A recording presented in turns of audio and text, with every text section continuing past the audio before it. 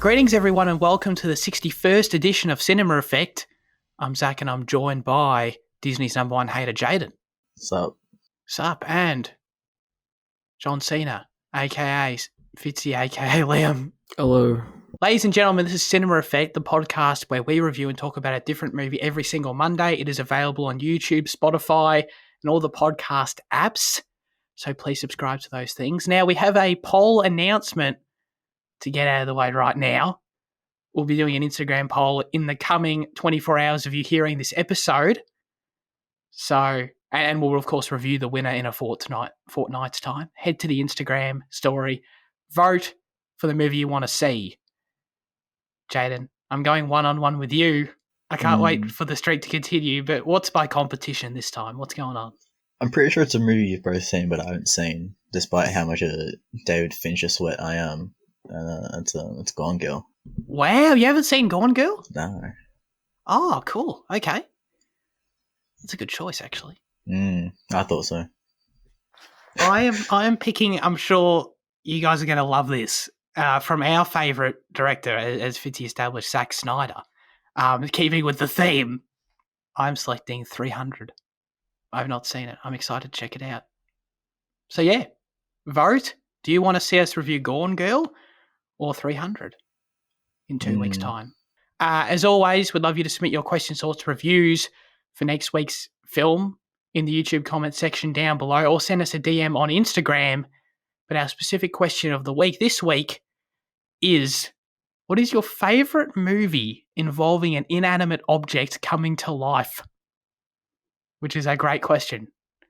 And I'd love everyone out there to have a long, hard think about movies they've seen that applies to. I guarantee you there's more than you think. And come back to us, let us know what you think is your favourite of that. This week we're reviewing Army of the Dead, which opened on Netflix, released on Netflix on the 21st of May 2021. It's directed by Zack Snyder. The genre is an action heist movie, or, it's a zombie movie if you want to count that. The synopsis reads, following a zombie outbreak in Las Vegas, a group of mercenaries take the ultimate gamble, venturing into the quarantine zone to pull off the greatest heist ever attempted. Should they change the greatest to the lamest? Ooh. Wow. Jane, what'd you think? It seems like I thought a bit more highly of it than you did. I think Zaddy did a pretty good job. I think, I think it felt like, it feels like a ripoff of like Triple Frontier and like Aliens or something like that, but like just, replace the South Americans with zombies instead, But I did quite like it. I really like Dave Bautista in the role. I never really connected with him as Drax, or his role in Blade Runner is a bit short to do anything with. But like I really liked him in this movie. I thought the movie had emotion, which is surprising. I don't think all the characters did, but I think especially like Bautista and Purnell and So I like the characters. I thought the story was fine.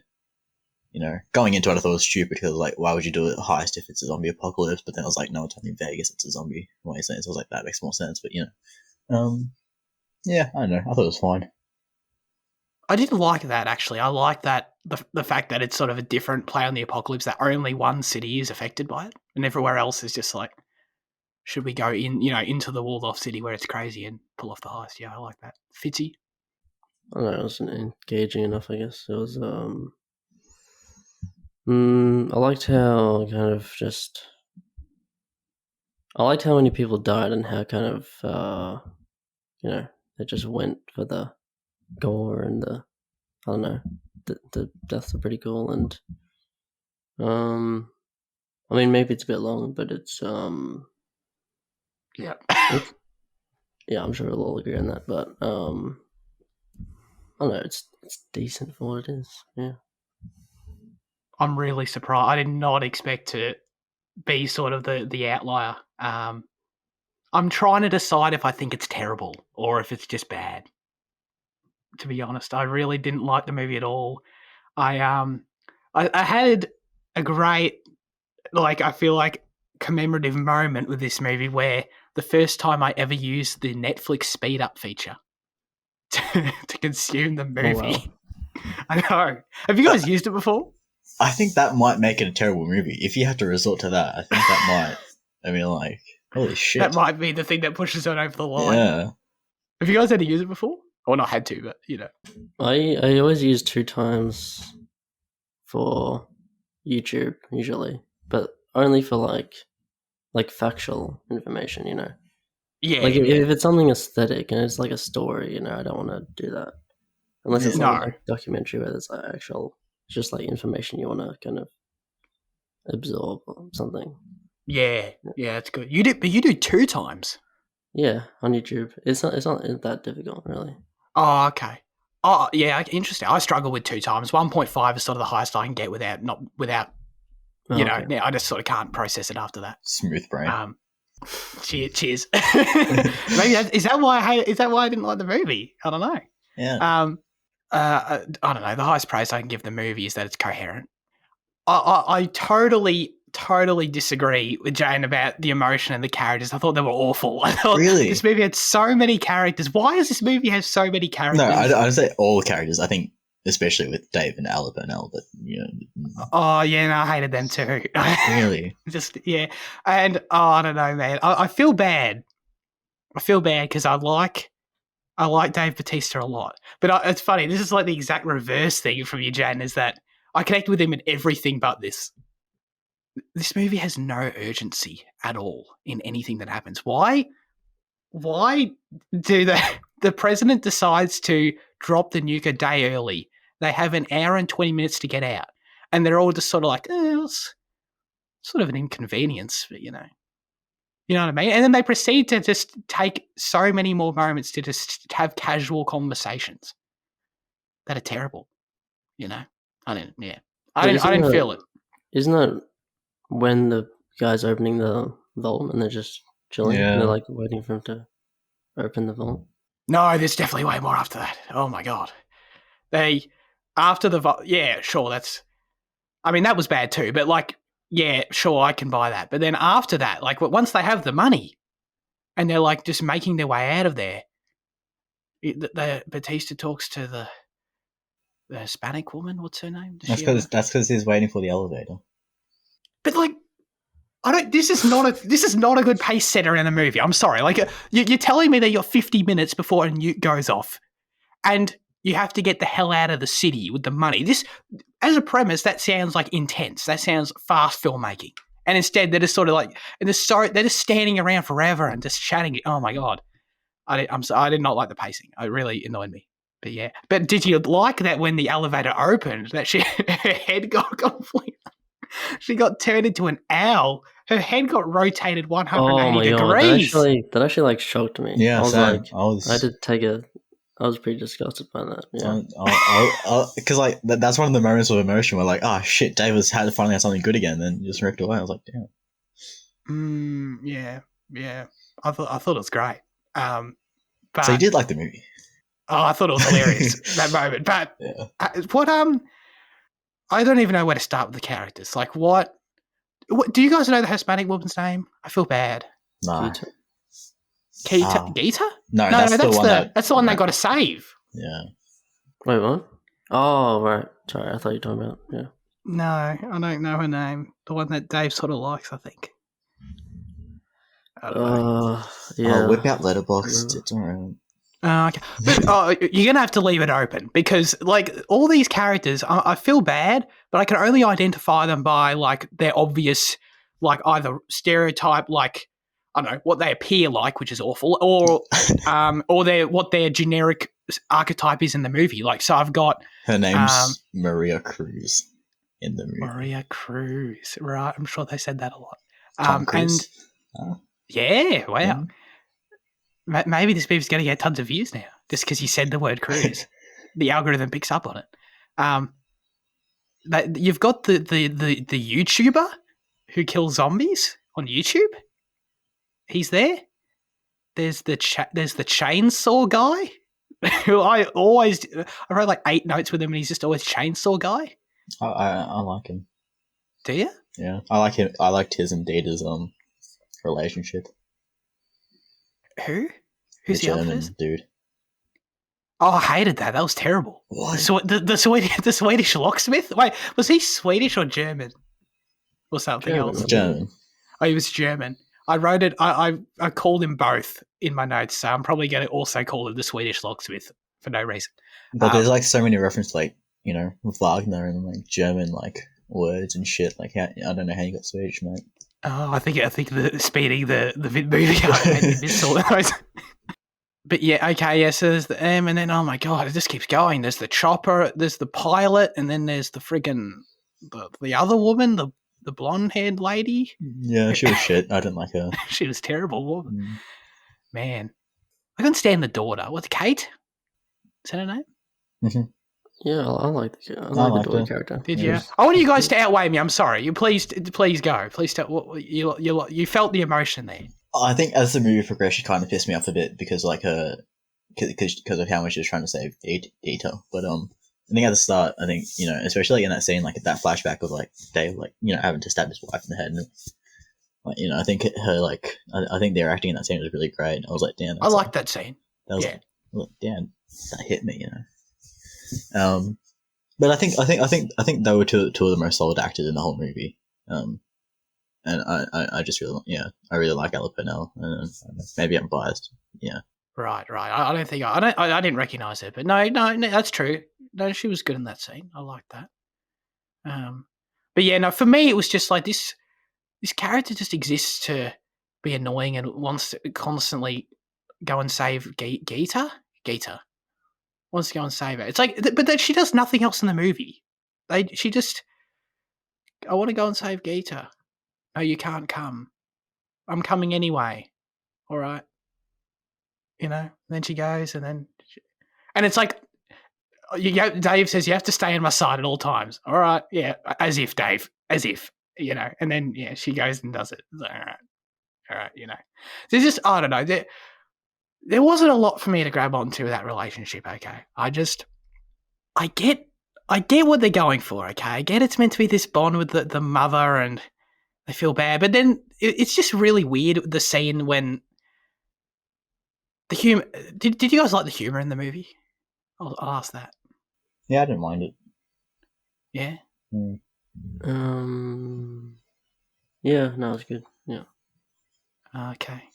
Damn. I feel alone. I feel bad.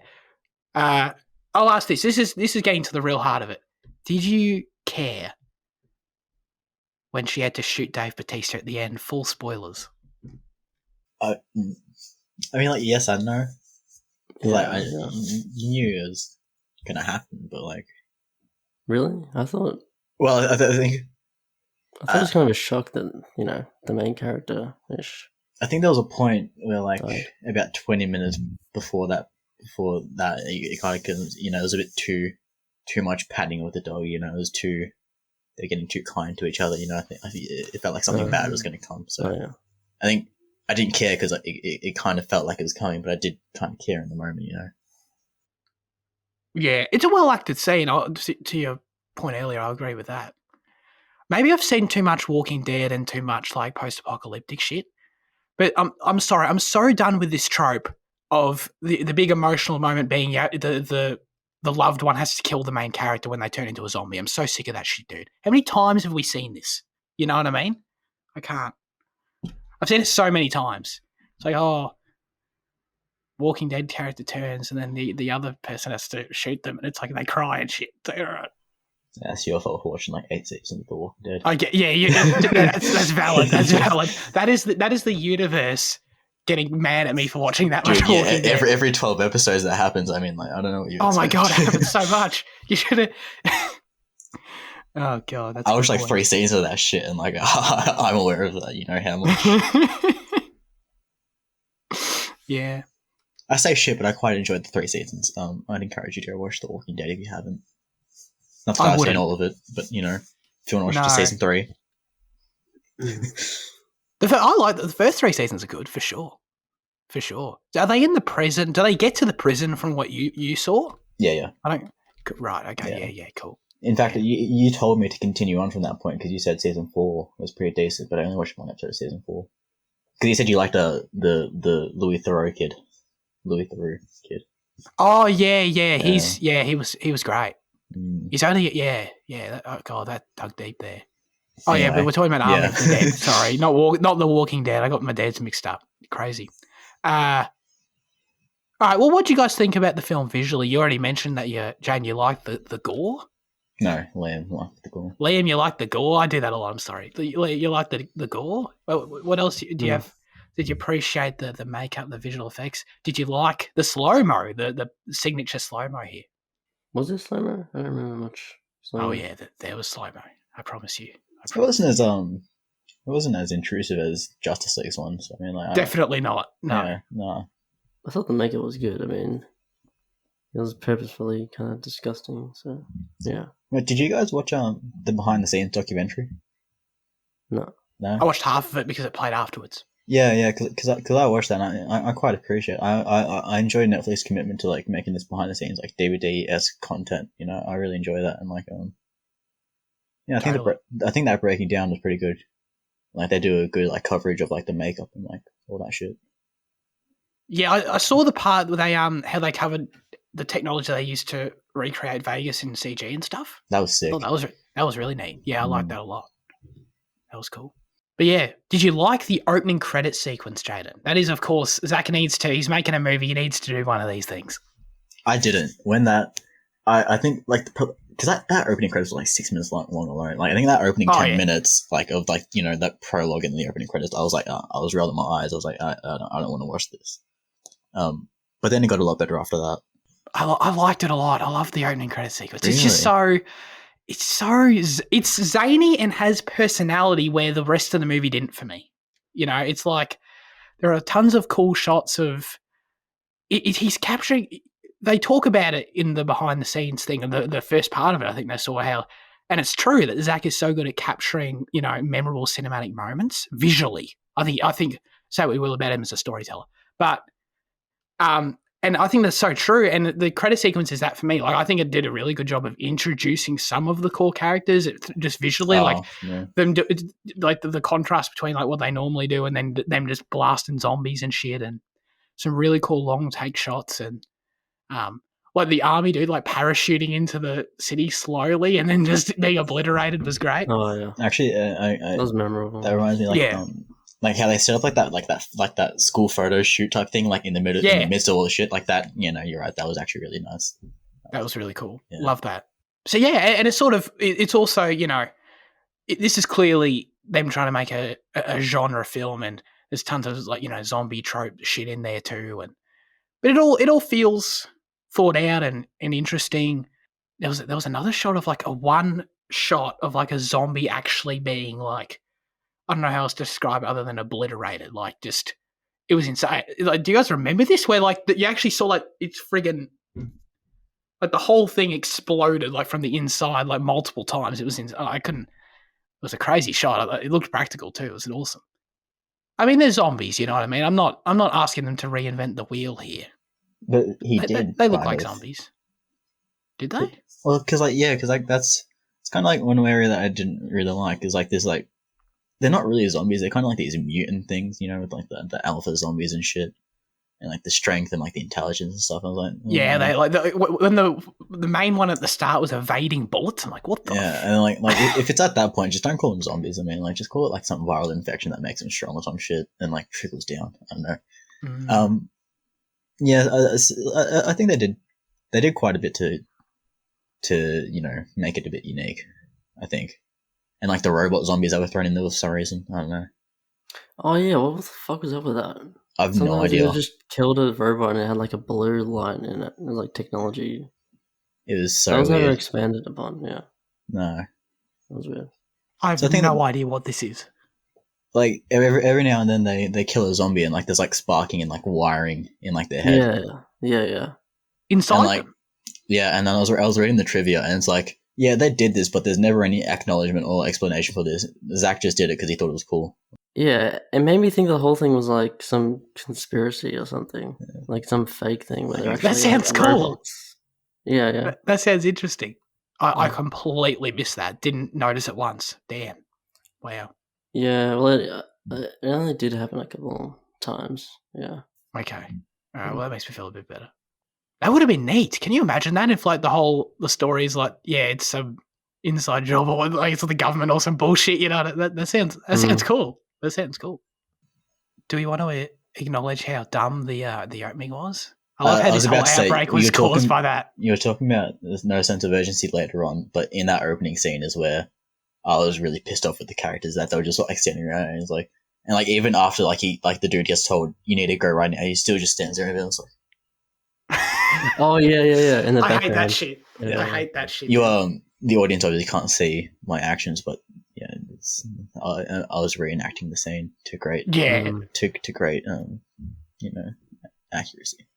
Yeah, I appreciated that. Yeah, that was terrible. I hate in movies when it's like the person comes over the comm, get out of there now. Get out of there now. It's like the most blanket, easily digestible statement any human being can say. It's like, all right, hey guys, should we like get out? No, let's not. You guys want to just grab some of them and just go that way, and we'll do it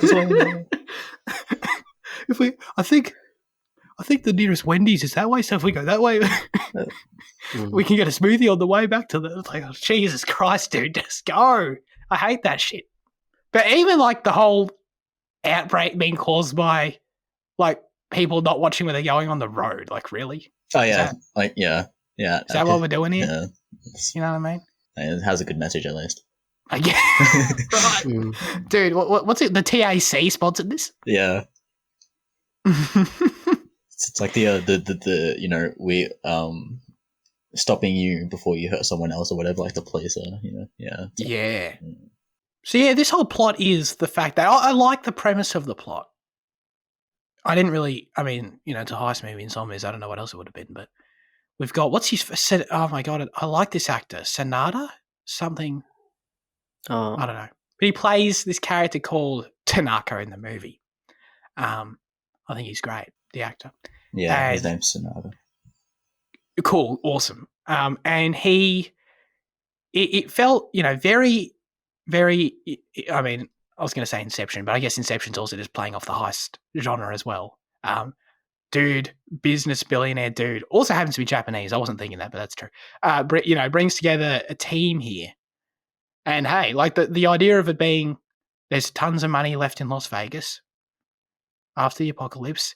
Batista, yo, if I'm going to hire anyone to break into the zombie apocalypse, it's Batista. Like IRL, you know what I mean? I'd ring up like real Dave, like, yo, can you do this? Batista bomb the zombies.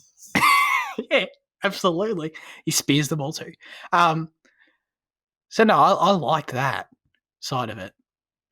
I just would have liked something more from the story, I guess. I don't know what I was expecting. You're asking more from a fucking zombie heist movie. I mean, like...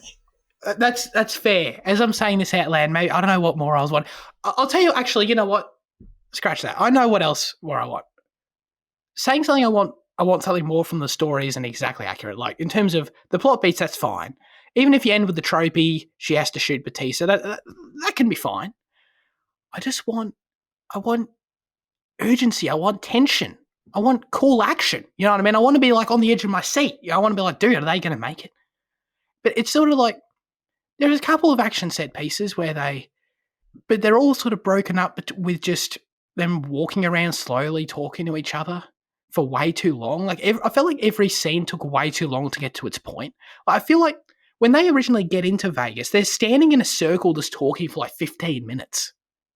You know what I mean? They're talking about like, they explain the alphas and how they're all this exposition bullshit. It's like, we get it. Just go to the freaking casino. There's nothing else here really. I did like the scene where they were all the zombies were hibernating and they had to like crawl through them. That was neat. Get to that quicker. There's cool stuff in here. But and then in the making of a documentary, one of the things I mentioned is like how Zack makes the humanness of the characters or some shit like that. And like, you only get the human side through these conversations, So I feel like that's kind of, I feel like we see the same thing in Justice League or in like like Batman and the Superman or like whatever, like all those other movies. Like there is these long breaks of just dialogue as he tries to make these people more relatable or human or whatever, forge a connection. So I mean, like, I think that's just kind of like Zack's style of making. Look at me calling him Zack like he's my mate. I know a Zack, so therefore I know this Zack. Yeah. I mean, I hear that. I think you just did a bad job. Like, you need to. The characters just didn't interest me at all. Like, none of them. They didn't. You guys, you liked the relationship with the Swedish and the chainsaw guy. A lot. I just hated it. Why? I don't understand the chainsaw guy. He's like making fun of the Swedish guy, and like, but not even making fun of, like, German. I'm gonna keep calling him Swedish, but that was an accident. Just kept like abusing him. It's like, why are you even here, bro? Why are you even here, bro? You don't belong here, bro. It's like, dude, are you a moron? Like, who else is gonna open the safe? Like, how is this so hard to understand? You know? I think he only criticizes him before he realizes who he is, and then like the rest of the time he's like talking shit. But that's just because he's like, you know, a toddler in a fucking, you know, big city. You know, he needs a lot of coddling, and I really appreciate. I thought there was more, but I could be wrong. I appreciate the humor between that. Fair enough. And like that sequence where they're trying to get the zombies to like set off all the traps, I thought that was hilarious. Oh yeah, that was pretty good. When he goes up and down the elevator, get the new zombies. Yeah. I have no recollection of this. You know, like when like you know, there's a series of non-lethal traps to get to the vault or whatever, and like they need the zombies to trigger them. No. And then like he gets shot with darts, and then he gets shot with bullets, and then he gets like the wall like closed in on him, and like the zombies, like he like looks back to check if he should be doing it, and like it's just I thought it was pretty funny. Yeah. I didn't even like vaguely recognize a single part of that. No. You know, like, like I'm real bad. Because like he goes up the elevator, gets one zombie, comes down. The zombie tries to eat the German locksmith. They have to get a new one. And like when they come down again, he like tosses the hand. Like the zombie goes with the hand, and he like triggers all the traps and shit. No, okay, that's all right. Everyone else who's seen the movie totally understands what you're talking about. Thinks I'm stupid. Probably one of the better sequences in the film.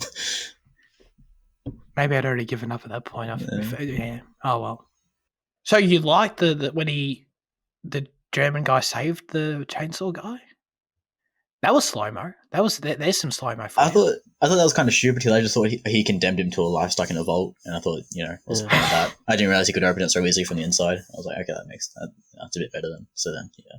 Yeah, because you get the slow-mo like no scream that. I thought it was pretty funny. Yeah, I quite like that. I really like the development in the relationship. Though, like, you know, he's willing to throw away his life to protect someone who, you know, like that he only barely knows. And I think like, because I bought into how much they built their relationship, I guess. So I was like, that's a nice moment. No, that's fair enough. I know, what other character moments are there? We mentioned Kate's annoying and she wants to constantly go and save the. Did Geeta, the woman she wants to save, were her kids meant to be in there? No, like, she were never in Vegas. On the outside. She went into Vegas to get money. Yeah, she left her kids in the camps on the outside. Right. Okay. Yeah. And she wants to, right, and she wants to get like some machine or something. Like get the money from the machine, I think. That was her plan. From the machine? From a slot machine. Like a slot machine, yeah, casino. Right. Yeah. But okay. I don't understand that, because like slot machines don't carry cash, do they? Don't they just carry tokens, and you have to trade in the tokens at the desk, and then you get the... That is exactly how it works, yes. So then what's the point of cracking a slot machine if you have to trade them in? Because no one can trade them in, so you have to go straight for the money, you know? Well, not all things have tokens, do they? Like, I guess, but they don't have cash, I guess. Because sometimes you have machines that have like, you know, like dollars or... Yeah, I don't know. Yeah, you're probably right. Yeah, it's too good. Yeah, I don't know. We should go do some research at Crown Casino. Yeah. Some investigative reporting for this episode. Yeah, I don't know. The script, I just feel like, has these character moments that aren't... Clearly, I'm in the minority, which I'm glad about, but they just don't do anything for me. So, like, because, I don't know, perfect example, you got the chopper lady, and she... Like, there's 8 minutes till the nuke goes off or something, and she drops Dave off to go and save his daughter. And they come back out and she's gone. But no, she's not gone. She's there, and she flies up, and she's like, "Oh, I developed a conscience." I'm like, "Wow, that's such wow, that's a great character arc right there. I love that." It's also random. Felt like it was trying and failing to make me care about these little moments. Yeah, what else is there? I mean, I hate that Tanaka's security guy. This is another character I haven't even thought about. What's his name? Talking about him, the CGI tiger looked really good, did it not? Oh yeah. Oh yeah, that looked good. Yeah. I thought it looked great. I was like, damn, not quite Revenant Bear, but I was like, oh no, definitely not. If you had to give me a zombie tiger, it's quite good. Yeah. Wasn't there some? Oh yeah, that was it. So I knew there was something to say about Tanaka's security guy because I totally forgot about him. So he says the only reason that they pulled this whole heist off is because Tanaka was only ever interested in the head of the queen. Mm-hmm. So because they can use it to control a zombie army. So why did they put together this team, and why did they tell them to go for the money? Because they couldn't do it themselves. I don't know. Why couldn't Tanaka just? He's presumably got tons of money, or do they establish he's broke or something? Is that why? Like, I feel like I'm missing something. This doesn't make sense to me. If he's got tons of money, why isn't the story about I'm paying you, Batista, to create a team to go after the Queen Zombie's head? Why would you? Yeah. Why would you go to the hotel and get the money out of the vault, but really the one dude knows the real mission and he's going to have to do it by himself? Like, what do the others care? Rich people don't like giving away their money. That's why he's not going to pay him directly. This insane sum of $50 million. He's, he never had any intention of giving away any money at all. He never had an intention of getting out $200 million, but he just needed a way to get in. And he says he can't fly to Vegas, and like his men, his security probably won't have a better way in. So that's why he has to assemble a team. But a team's not going to risk their lives just to go in and get a zombie head, So he has to craft this story, That's such a bad plan. But also, it sucks because the Queen Zombie Head, like they literally meet her. She's one of the first things they meet. So like, if they just killed them there, they could have like just walked back and like been out because they walked in, and there was no threats. And then the first thing they met was the Queen. Unless like every zombie that starts is coming for them, but I don't know. I just didn't. I don't know. I don't buy it. I don't buy the why withhold this from the rest of them. They don't. The only reason they know there's $50 million in Vegas is because he told them. Why does he have to tell them that? Just tell you, I'll pay you. I'll pay you I don't know. I'll pay you $500,000 each. That'd probably be like, all right, cool. If they're all in the same. I don't know. If I'm Tanaka, I'm sending 58 characters into Vegas. I feel like you just get them all on the same page, and you take down the Queen much easier. Didn't really make much sense. Yeah. I just want to point out another thing with that, like how he shoots the fuel thing on her back and then it explodes. Fuel doesn't explode; it just burns. So there's a little inaccuracy. Fuck you, Zach. Zach doing his video game logic. Wait, so if you shoot fuel, it doesn't explode? Nah, just burns. That would have been cool if they all were set on fire. When I'm playing Uncharted and I shoot the red barrels, and I'm like, this is bullshit. Turn this off. Hey, maybe there's explosives in the barrels, not fuel. You never know. Yeah, true. I don't know. Did you guys like the action? Is there anything else to say in that regard? I don't know. I sort of felt like I was watching. I felt like I was watching a video game, sort of shooting things. Yeah, I get most of your problems with the script being dumb and everything, but I think the amount of characters dying, like literally only one character survives, and just like who's gonna die next, and kind of the action sequences kind of just make it an enjoyable experience, even if it's like very tropey and all that. Yeah. Have you seen Triple Frontier? Yeah. No. Zach has. Well, you realize like the similarities between this, like getting a crew together of like ex-military for one last job, big heist, get the money. That guy was the military guy was like ripped straight out of Aliens. That the security, the Whiplash dad from Aliens. Yeah. But so like there's a lot of comparisons with Aliens for this like ulterior motive of getting like the super weapon for the humans or whatever.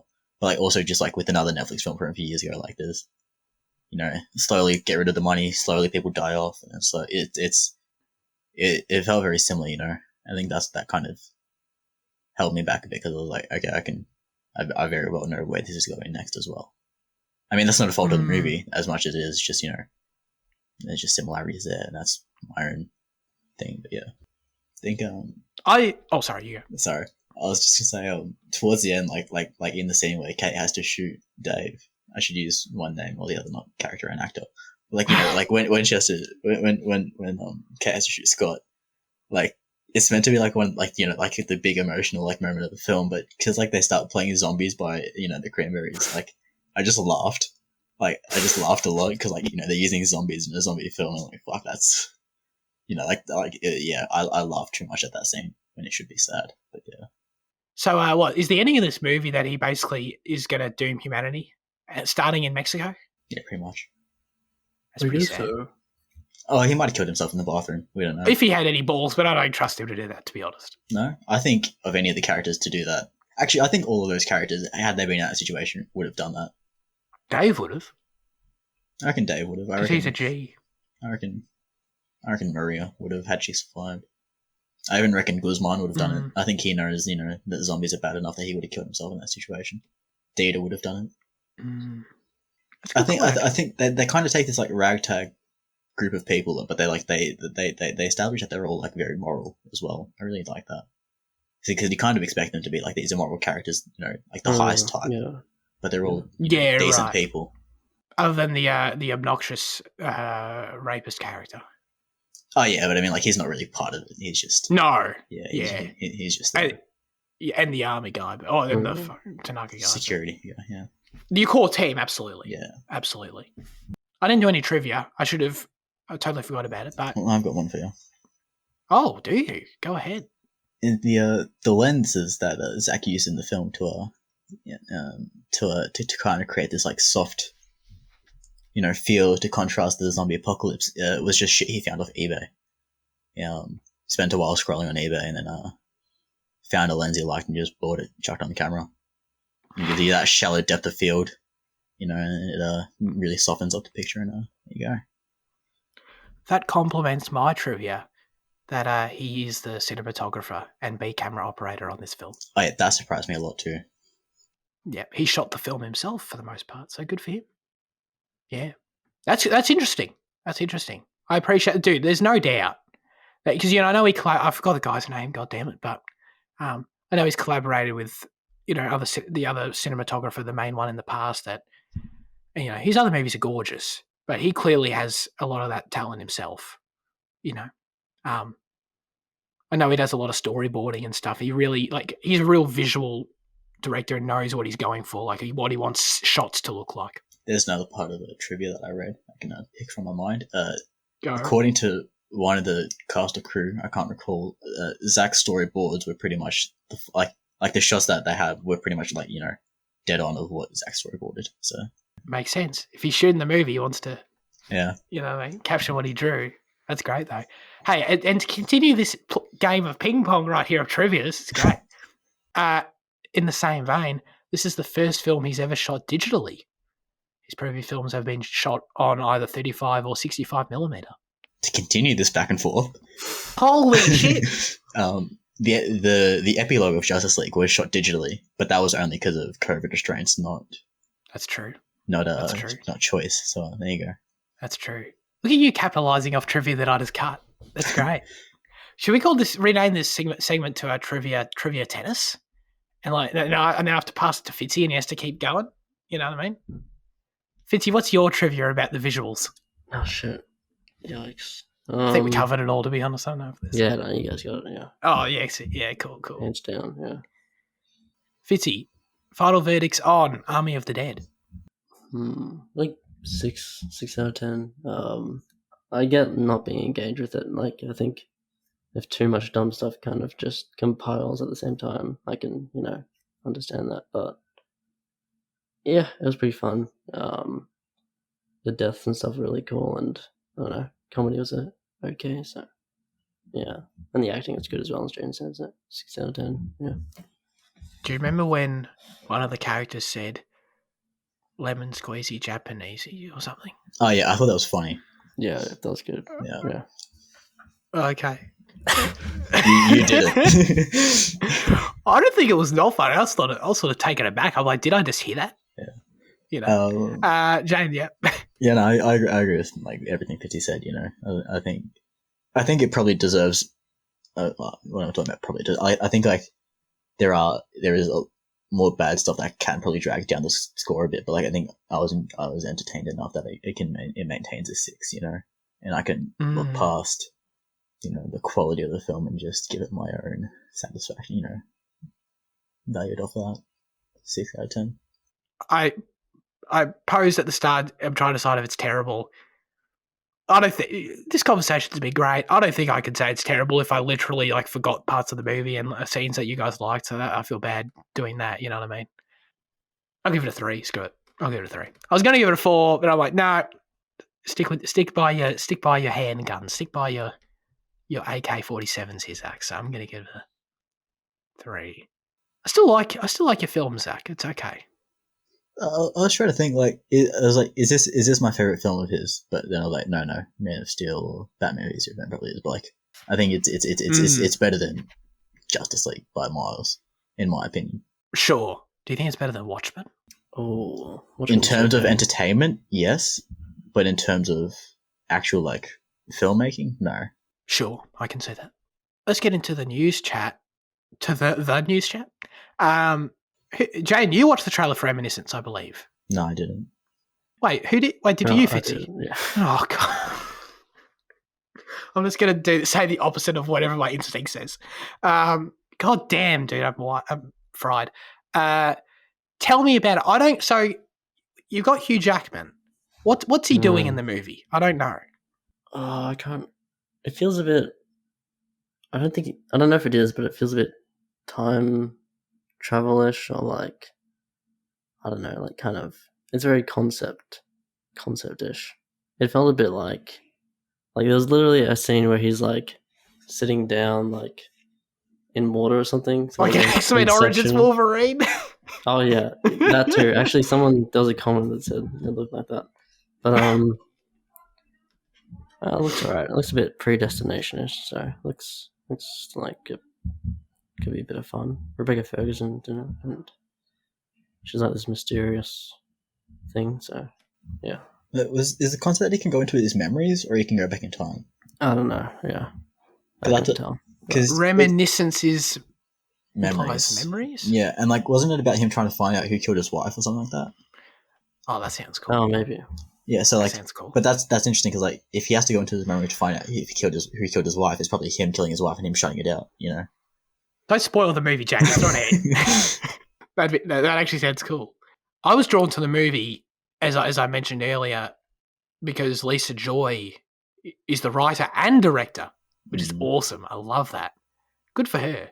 I don't know if this is her. Well, it's not her directorial debut. Obviously, she directed that awesome Westworld season 2, episode 3 episode.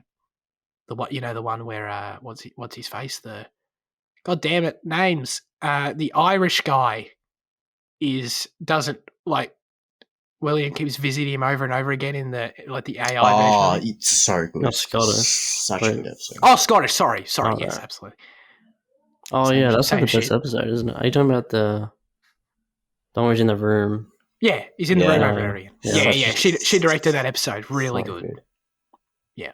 I just had a look. It's the movie's about technology that can let you relive your past. From Westworld co-creator. Hell yeah, give me that. Yeah. I'm hyped now. That's exciting. We got Donnie Yen is in John Wick Chapter 4. That's pretty exciting. Moving on, the Cannes. Fitzy, do you want to go over the Cannes Film Festival lineup? The Cannes. No. Cannes Film Festival lineup, at all. Take us through whatever you want with it. I don't. The floor is yours. I don't say say whatever you want. Inform us. Yeah, it just looks like an interesting bunch of films coming out. New Leo Cara film, Coconada, Columbus. I haven't seen that yet, but his thing looks decent. There's this, what was it, After Wang, and then there was this one where like, seven directors in like COVID restrictions doing kind of putting one thing together. So, and then also you had French Dispatch, and Dune might be coming out there as well. So, Wow. Edgar made a tweet saying he really liked something there that was like anticipated. So, I don't know, it just looks like a really interesting bunch of films coming out. So, yeah. They're very good. Very good. All right. Now it's time for our highlights of the week. Jaden, what have you been watching? I watched a short film called Axiom, which is it's a visualizer for this concept album by this British brand called Archive, who are, like Archive has to be one of the most overlooked bands of the past 25 years. They started off as trip hop collective, and trip hop's already kind of like a bit of an underground genre, so that's kind of like explains the thing. But like their music's so brilliant and political, and like Axiom is like kind of like the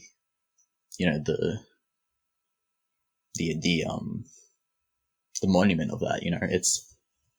It started off as an album that they only like wrote and like made in a few weeks, and like it was kind of a really off the cuff thing.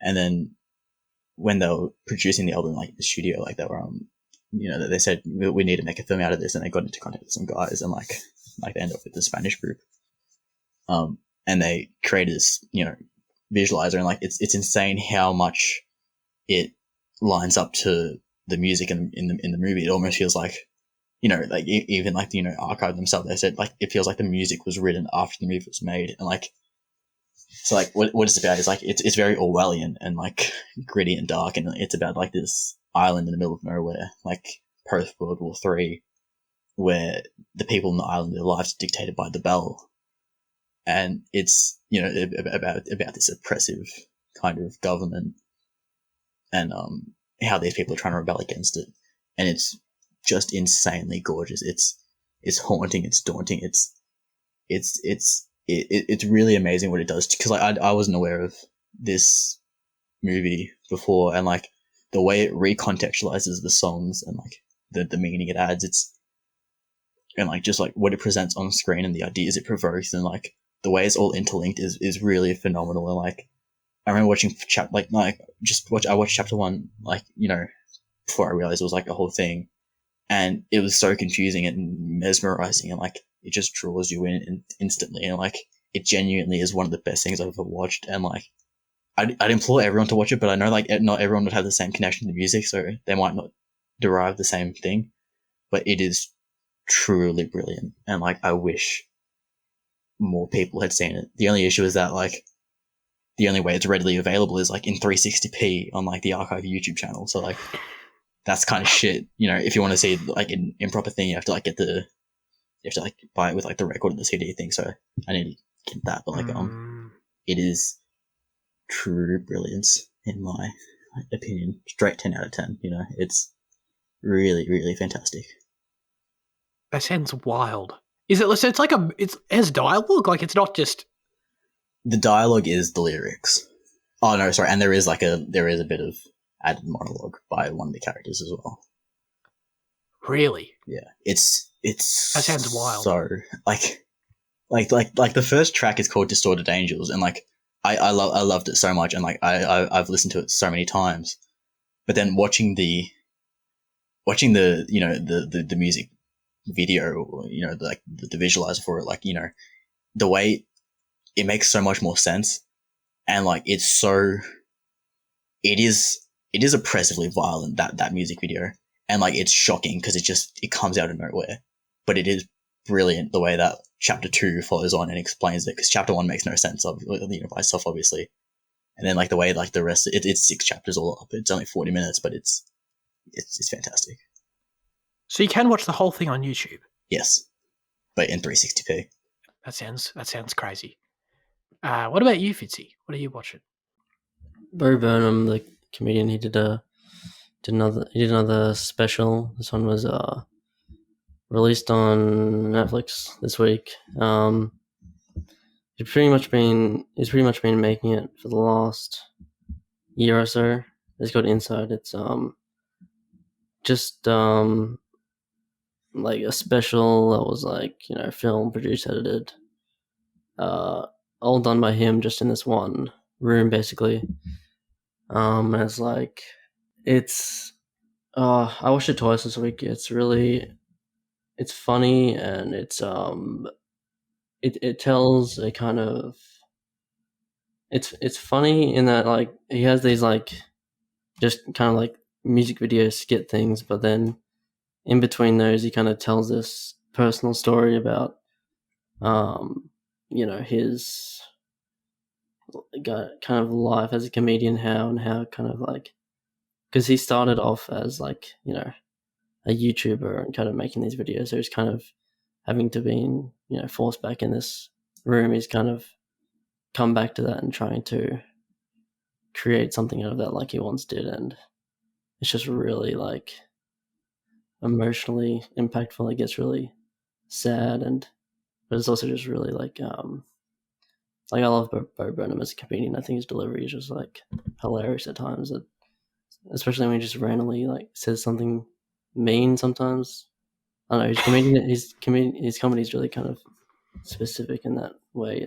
But no, yeah, I really love the special. I think it's like super just fun as well, super rewatchable, and some of the songs are like still stuck in my head. They're just so great, and yeah, I'd recommend people check it out. I mean, comedy is very subjective, I guess, so especially that kind of thing. So I guess not everyone would like it, but if you like Bo Burnham, definitely watch it, because it's like, it's my favorite thing that he's like done. So yeah. This is I've never heard of this person in my life. He's the dude in Promising Young Woman? Yeah, the doctor character, yeah. Oh wow, okay. He was really good in that. Did He he said he's a direct 8th YouTuber? Grade, or was that someone else? Oh yeah, I'm he confusing him. directed 8th Grade. Yeah. Yeah. I tried to cool. rewatch that this week, but yeah, I want to watch that movie. I've heard of that. It's like it's like a depiction of anxiety, kind of, but then it kind of turns into this kind of generic coming of age film. So it's kind of mixed, but I like generic coming of age films. Oh well, then go for it. It's Booksmart, but like 4 years earlier. But they're probably less relatable. They're probably a pain in the ass 4 years earlier. Probably less relatable. Yeah, 8th Grade as well. Yeah, remember that, Jane? Remember that time? Cringe. I watched and finished Mayor of Easttown just like Fitzy did, and dude, this show's it's incredible. I absolutely loved it. Just watch it. Fitzy, do you agree with me? How did you feel about it? I don't know how you felt. Yeah. I thought the finale was great. Yeah. I mean, I love the whole show, but yeah, the last 3 episodes just like home runs. Just like, oh, dude, oh my god, yeah. I'm so happy. I just came upon this show. You know, probably mainly through Fitzy. I mean, I'd seen the ads before Fitzy brought it up, but even I was like, Fitzy's talking about it. I'm like, all right. So it's just 7-episode miniseries. It's incredible. Totally. It's honestly, it's probably the best limited series I've ever seen. I couldn't really think of anything else that topped it. Definitely the best whodunit murder mystery in its execution of that plot-wise, of keeping you constantly engaged in the mystery of that to the very end. And having every single plot point be interesting, make perfect sense, well thought out, surprising, like all that shit, complete with incredibly well realized characters, and insanely, character arcs with emotional cores. It's totally. It has really everything you'd possibly want. If you want a cool murder mystery, it's a 10 out of 10. If you want, cool character stories, it's the same thing. It's totally amazing. Yeah. I didn't like that. No, I love the show, but if they do another season, it's like, oh god, no! I hope not. Yeah, like I don't want another season. Like just because like the murder mystery is like the characters are so great, but it's not going to run on its own without that kind of thing. without its own, like, solid. Because you can't just throw another murder in there, season 2 and do the same thing. No. That won't work, so... No, definitely not. Just keep it as it is, I don't think they'll do another season. I mean, your point when we last talked about it, about Good Little... What the hell's that show called? Big Little Lies. About how that was never meant to get a season 2. So, like, by that logic, you're totally right, it could. I don't think they will, though. I know at this point there's nothing planned, so I can just hope it stays that way, It's totally complete. Oh, yeah. But I think Kate and the director, there was some article saying they were thinking about it, or I don't know. There might be another season, but I hope not.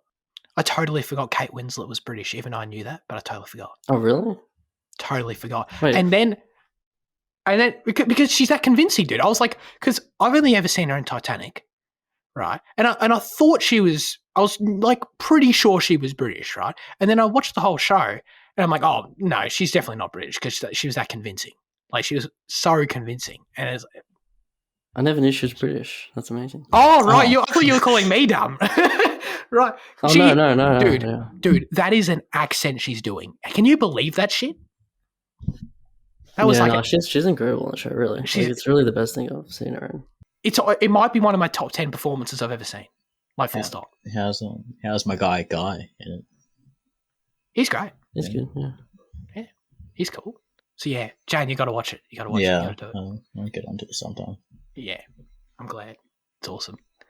As always, now we hand that show over to you with our question of the show. Last week we asked you, what is your desert island film? Andy said, my desert island film is Swiss Army Man. For once, Paul Dano doesn't play a character that acts like a little shit, thank God. It's a great point. And Daniel Radcliffe plays a talking dead corpse. That's all I can tell you about it. I love the film, by the way. That sounds cool. Is it on a desert island? No. It's okay. A forest. Yeah. Do you think? Because I've definitely seen like images and it sort of looked like it was on a desert island to me, but cool. Yeah, it was kind of secluded, I guess. Right. Luke said, my desert island movie is Castaway. Haha. See what I did there? Well, it's not a desert island. Well, it is, isn't it? I know it's not literally a desert island, but when when anyone talks about a desert island, like, are we literally thinking about an island covered in sand? Is that literally what we all think of? Because that's not what I think of. But isn't desert more like deserted? Isn't that what it means? That's what I think. I think I would totally say Castaway is a desert island, but maybe I'm wrong. Yeah. But to be fair, I'm making this argument, but the word is desert. Yeah. It's not deserted island. You know what I mean? And those are different words. I don't know if one derives from the other, like in the origins of the word. I feel like Castaway is too much terrain, whereas like I think that island, the island that Jack Sparrow gets left on with I think that's a desert island, even though there's some trees and grass and shit because it's a bit flatter. But like, yeah, desert means right. Desert is an archaic form of deserted. Ah, shit. Desert island means a remote tropical island, typically an uninhabited one. Okay. I almost left the site. Sorry. So Luke can get stuffed, confirmed. Luke can get stuffed. Right?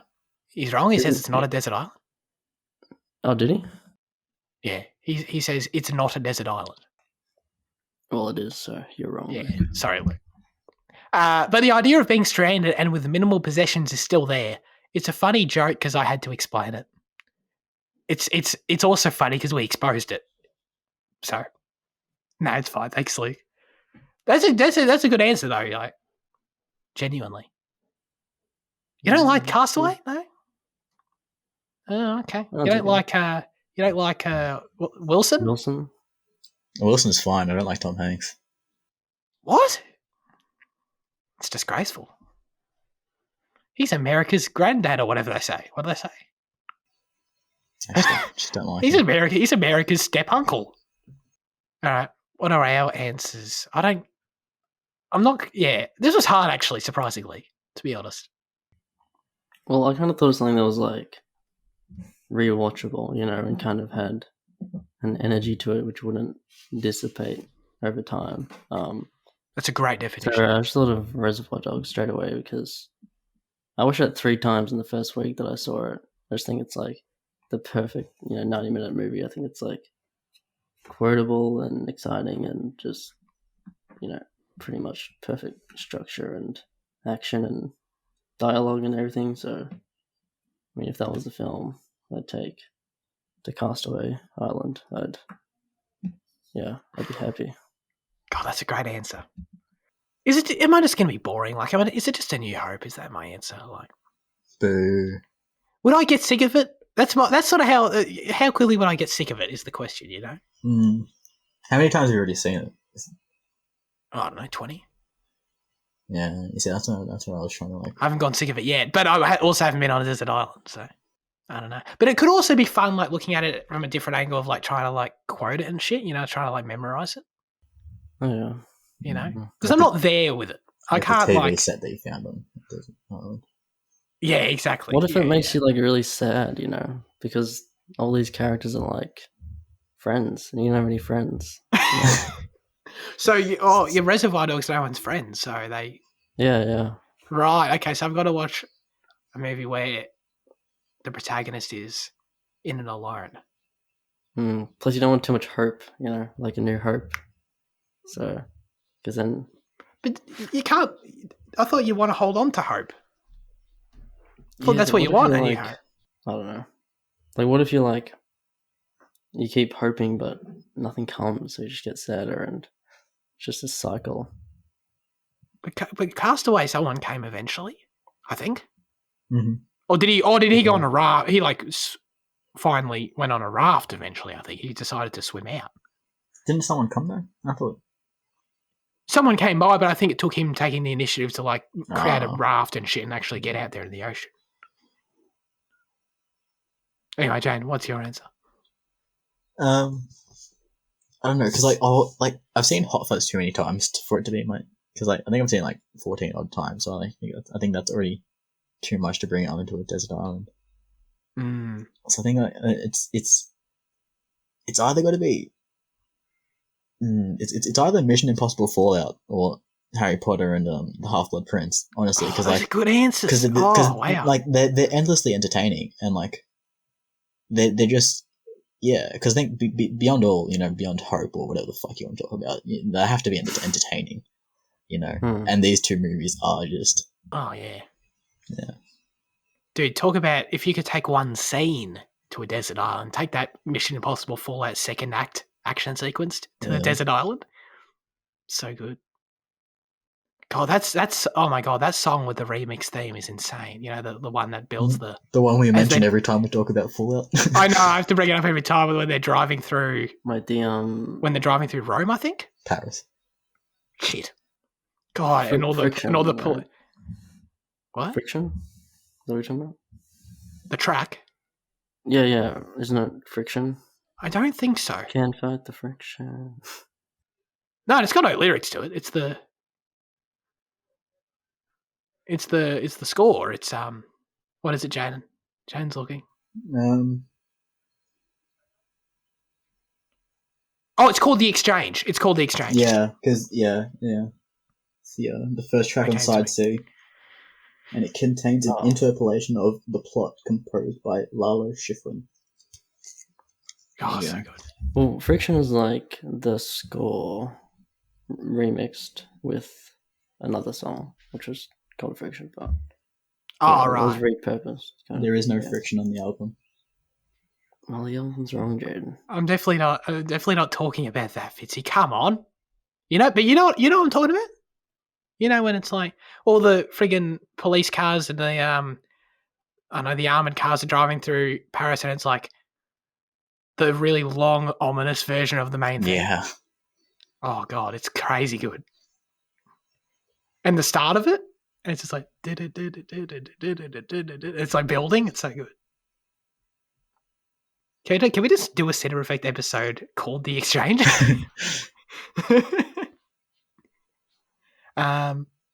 Mate, that starting, I'm just listening to it now. That build up is like exactly the same as as Rise, as Dark Knight Rises, Bane's. It is too. Actually, that's a good one. It's very similar.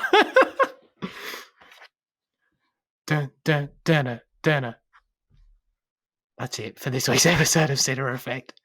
Maybe that's why I love that theme too. Oh, it's also good. Fitzy, what are we watching next week? A Quiet Place Part 2. That one's in Cinemaaaaaaaaassss, so check that out. It is. Yeah. I believe it's on HBO Max if you're in the US too. What else do I say here? Thanks everyone for watching. Did I say that already? We all appreciate you tuning in. I appreciate you guys. That's the main thing. Thanks for talking with me. Have a great rest of your week and goodbye.